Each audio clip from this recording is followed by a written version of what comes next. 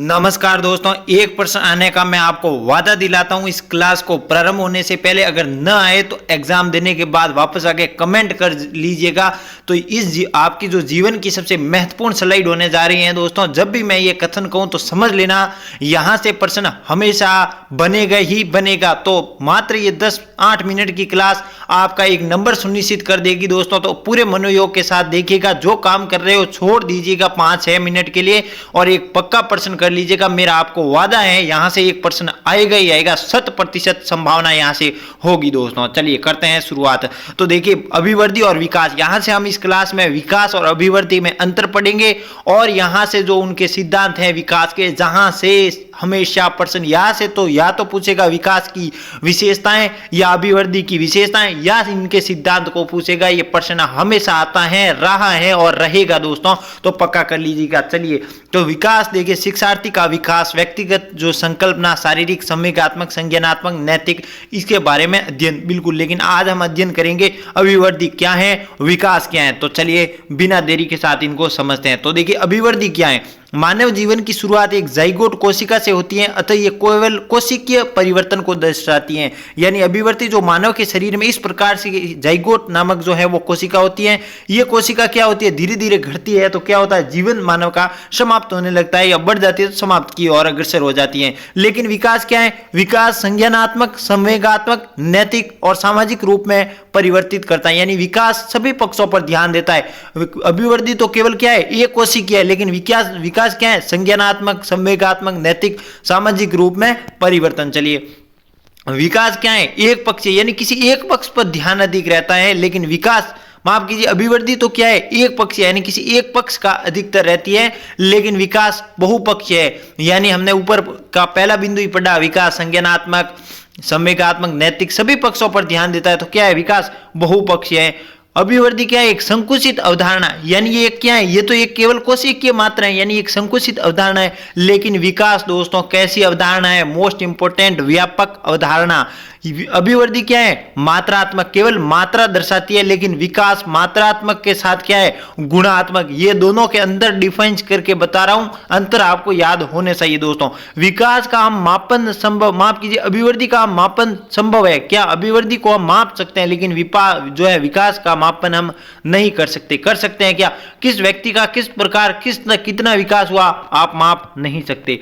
निश्चित समय बाद अभिवृद्धि रुक जाती है और फिर क्या हो जाता है, जो मानव का जीवन है वो समाप्त हो जाता है। लेकिन विकास क्या है, निश्चित नहीं होता है, अर्थात केंद्र से परिधि की ओर और सिर से पैर की ओर। जब मानव जो है वो गर्भावस्था में होता है दोस्तों, गर्भावस्था में होता है, तब जो है वो विकास सबसे पहले किसका होता है, हृदय की जो है वो धमनियों, इस प्रकार का विकास होता है। फिर बाहरी अंगों का विकास होता है, केंद्र से परिधि की ओर और सिर से पैर की ओर विकास होता है। तो याद रखिएगा, विकास की निश्चित कोई अवधारणा नहीं है, निश्चित समय बाद रुक जाती है, ये तो आपको पता हो गया। अब देखिए, जो अभिवृद्धि है वो सदैव धनात्मक रहती है, यानी धनात्मक रहती है। लेकिन विकास क्या है, धनात्मक, यानी कभी घट भी सकता है विकास और बढ़ भी सकता है, दोनों हो सकता है। लेकिन अभिवृद्धि दोस्तों हमेशा बढ़ेगी ही बढ़ेगी, याद रखिएगा। तो आपको याद कैसे रखना है, अभिवृद्धि और विकास। अभिवृद्धि एक पक्षीय है, विकास बहुपक्षीय है। अभिवृद्धि संकुचित अवधारणा है, विकास व्यापक है। अभिवृद्धि मात्रात्मक है, ये मात्रात्मक और गुणात्मक के दोनों साथ है। अभिवृद्धि को हम माप सकते हैं लेकिन विकास को हम माप नहीं सकते। अभिवृद्धि निश्चित समय के बाद रुक जाती है, लेकिन विकास क्या है, रुकता नहीं है, केंद्र से परिधि की ओर आगे बढ़ता है। जो है अभिवृद्धि धनात्मक, यानी सदैव बढ़ेगी, विकास घट भी सकता है और बढ़ भी सकता है, ये याद रखिएगा। अब यहाँ से प्रश्न देखिए, मोस्ट इंपोर्टेंट, या तो प्रश्न आपके ऊपर से मिल जाएगा विकास की विशेषता या अभिवृद्धि की विशेषताएं में, अगर वहां से नहीं बना तो प्रश्न बनने की संभावना यहां से शुरू हो जाएगी। विकास के सामान्य सिद्धांत, पहला सिद्धांत कौन सा है, सम्मान प्रतिमान का सिद्धांत। इसमें क्या होता है, एक जीव एक नई संतान के समान स्वरूप में जन्म देता है, जैसे कि मनुष्य के मनुष्य, पक्षी के पक्षी, यानी सम्मान प्रतिमान। यहां से वर्ड पकड़िए आप, सम्मान प्रतिमान, यानी मनुष्य जन्म कैसा देगा, मनुष्य की संतान ही जन्म देगी। पक्षी के जो है बच्चे कैसे होंगे, पक्षी जैसे ही होंगे। मानव के बच्चे कैसे होंगे, मानव के गाय के बच्चे कैसे होंगे, गाय से। जानवरों के बच्चे कैसे होंगे, जानवरों जैसे। सर्प के बच्चे कैसे होंगे, सर्प के। उसी प्रकार क्या होता है, समान प्रतिमान, यानी जैसा जो जन्म होगा उसी प्रकार उस जो है वो वर्ग या जाति के अनुसार जन्म लेता है। तो ये हो गया समान प्रतिमान का सिद्धांत। दूसरा क्या है, निश्चित क्रम का सिद्धांत। क्या है, निश्चित क्रम का सिद्धांत। मान जो बालक होता है वो विकास का एक ही क्रम होता है, यानी विकास कैसा होता है, पहला पढ़ा हमने समान प्रतिमान का सिद्धांत। दूसरा विकास कैसा होता है दोस्तों, निश्चित क्रम में होता है, ये भी याद रखिएगा। इसका दूसरा सिद्धांत है निश्चित क्रम। कैसे होता है सर जी, प्रूफ कीजिए। तो ये क्या है, भाषा का विकास। भाषा का विकास देखा है आपने सही, जो शिक्षण विधियां पढ़ी हैं LSRW से। LS यानी श्रवणम, किसे, श्रवणम, इस माध्यम से क्या है, सुनते हैं हम। तो LSRW जिस प्रकार भाषा के गामक कौशल होते हैं ना, उसी प्रकार जो है वो विकास क्या होता है, निश्चित क्रम में होता है। ये ऐसे नहीं कि जो पहली अवस्था है वो बाद में आएगी और जो लास्ट अवस्था है वो पहले आ जाएगी, ऐसा कभी नहीं होता। विकास एक निश्चित क्रम में होता है दोस्तों। चलिए तीसरा देखिए, सहसंबंध का सिद्धांत। ये क्या होता है, शारीरिक विकास अच्छा होने पर मानसिक विकास अच्छा हो जाता है और संवेगात्मक विकास भी इसी क्रम में, नैतिक और सामाजिक विकास भी अच्छा होता है। यानी कैसे, सहसंबंध। विकास का पहला पढ़ा हमने समान प्रतिमान का सिद्धांत, जैसे कि मनुष्य का जन्म मनुष्य देता है। दूसरा पढ़ा निश्चित क्रम का सिद्धांत, यानी विकास निश्चित क्रम में होता है, जैसे कि भाषा का गामक कौशल SLRW। और तीसरा क्या है, सहसंबंध का सिद्धांत, यानी विकास जो है वो एक दूसरे के संबंध स्थापित करता है। कैसे करता है, जैसे कि अगर आपका शारीरिक विकास अच्छा है तो आप दिमाग से, मेंटल से भी अच्छे, मेंटल एबिलिटी भी आपकी अच्छी होगी, आप अच्छा सोचोगे। और उसी प्रकार आप अच्छा सोचोगे तो क्या होगा, आपके संवेग स्थिर रहेंगे, संवेगों को, आपको क्रोध नहीं आएगा, गुस्सा नहीं आएगा। तो विकास के जो सहसंबंध है ना, वो एक आपस में कड़ी के रूप में जुड़े हुए हैं, ये याद रखिएगा।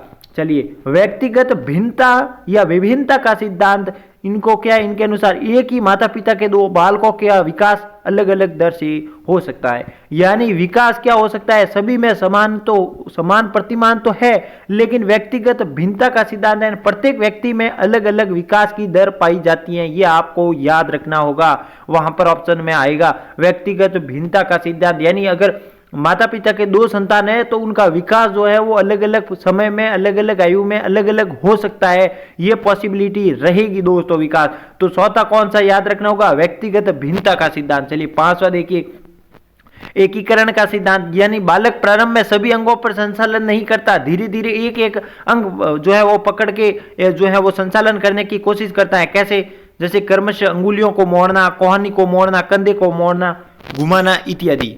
यानी कि इसका अर्थ क्या है, मानव जो है वो क्या जन्म लेते ही चलना शुरू कर देता है, दौड़ना शुरू कर देता है, भागना शुरू कर देता है, क्या खाना शुरू कर देता है, नहीं।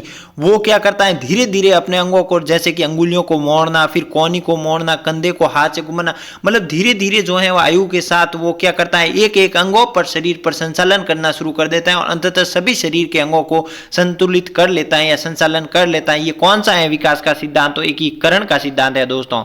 चलिए छठा देखिए, सामान्य से विशिष्ट जो है वो क्रियाओं का सिद्धांत। एग्जामिनर यहाँ से आपको उलझ जाएगा, मोस्ट इंपोर्टेंट। क्यों उलझ जाएगा सर जी, क्योंकि आप शिक्षण सूत्र पढ़ोगे, शिक्षण सूत्र में क्या देखोगे कि जो है शिक्षण सूत्र विशिष्ट से सामान्य की ओर होते हैं, लेकिन हमेशा याद रखिएगा विकास सामान्य से विशिष्ट होता है, ना कि विशिष्ट से सामान्य की ओर। लेकिन आप शिक्षण सूत्र पढ़ोगे तो वहां पर विशिष्ट से सामान्य की ओर होगा, कौन सा, शिक्षण सूत्र। लेकिन विकास हमेशा ध्यान रखिएगा सामान्य से विशिष्ट की ओर। कैसे कि मनुष्य प्रारंभ में सामान्य क्रियाएं करता है, फिर विशिष्ट क्रिया करता है, यानी जो प्रारंभिक क्रियाएं होती हैं वो मानव सबसे पहले करता है, फिर सभी क्रियाओं पर निपुण हो जाता है। तो विकास कैसा है, सामान्य से विशिष्ट की ओर। देखिए याद रखिएगा कैसे होता है, जैसे कि पहले मानव करवट बदलता है, फिर बैठे रहता है, फिर घुटनों के बल चलता है, दो पैरों पर खड़ा होता है, फिर दो पैरों से चलना शुरू कर देता है। तो ये कौन सा है, विकास का सामान्य से विशिष्ट की ओर सिद्धांत। अगला देखिए, दिशा का सिद्धांत कैसा है कि गर्भावस्था में केंद्रीय अंग फिर बाह्य अंगों का निर्माण होता है, इसे केंद्राभिमुखी जो है विमुखी विकास भी कहते हैं। और जन्म के बाद आंखों से सिर पर मानव नियंत्रण करना सीख जाता है, उसके बाद अन्य अंगों पर जैसे कि पैरों तक, इसको कहा जाता है मस्तकोद्मुखी। यानी क्या होता है, जब मानव गर्भावस्था में होता है दोस्तों तो उसके केंद्रीय अंगों का निर्माण होता है, जैसे हृदय, धड़कन, धमनियां, इस प्रकार का विकास होता है। लेकिन जैसे ही मानव जन्म ले लेता है उसके बाद सबसे पहले वो आंखों से जो है वो नियंत्रण शुरू करना शुरू कर देता है और आंखों से लगा के सिर पैरों तक जो है वो नियंत्रण करता है, उसे मस्तकोद्मुखी भी कहा जाता है। यानी विकास दिशा के अनुसार जो है वो क्या होता है, विकास होता है। तो ये याद रखिएगा। छठा सातवां देखिए, चक्राकार या वर्ताकार जो है वो विकास का सिद्धांत। ये क्या है, छोटे से बड़े की ओर, यानी प्रारंभ में कुछ अंगों का निर्माण तेजी से होता है और फिर बाकी जो है वो तुलना बाकी सभी का विकास होता है, तो वो क्या हो जाता है, थोड़े समय के लिए रुक जाता है। कैसे कि जन्म से के समय बालक के सिर का आकार शरीर के अनुपात में कितना होता है, 21 से 25% होता है, लेकिन किशोरावस्था यानी 17-18 वर्ष की आयु तक आते आते मानव में का ये जो मस्तिष्क का जो है वो जन्म शरीर के आकार का कितना रह जाएगा, 10% रह जाता है। अगला देखिए, निरंतरता का सिद्धांत, यानी विकास क्या है, सार्वभौमिक यानी जीवन पर्यंत चलने वाला। ये नहीं कि वृद्धावस्था में रुक जाएगा, किशोरावस्था में रुक जाएगा, नहीं, जीवन पर्यंत चलने वाला। अगला देखिए, जोखिम का विचार या सिद्धांत, यानी प्रत्येक अवस्था पर मानव का एक जोखिम है। क्यों? क्योंकि जो बाल्यावस्था का बालक है उसमें संवेग अत्यधिक उत्पन्न होते हैं, उसमें विकास तीव्र गति से होता है। शैशवावस्था में भी उसी प्रकार, तो बालक को जो है वो सदैव जोखिम का खतरा रहता है। तो ये विकास का क्या हो गया, जोखिम का सिद्धांत। उम्मीद करते हैं यहाँ से एक प्रश्न निश्चित तौर पर बनेगा दोस्तों, इसको रट लीजिएगा, समझ लीजिएगा। और जो छात्र नए जुड़े हैं टेलीग्राम पर जुड़ जाइएगा। मिलते हैं अगले क्लास में, तब तक के लिए नमस्कार, जय हिंद, जय भारत दोस्तों।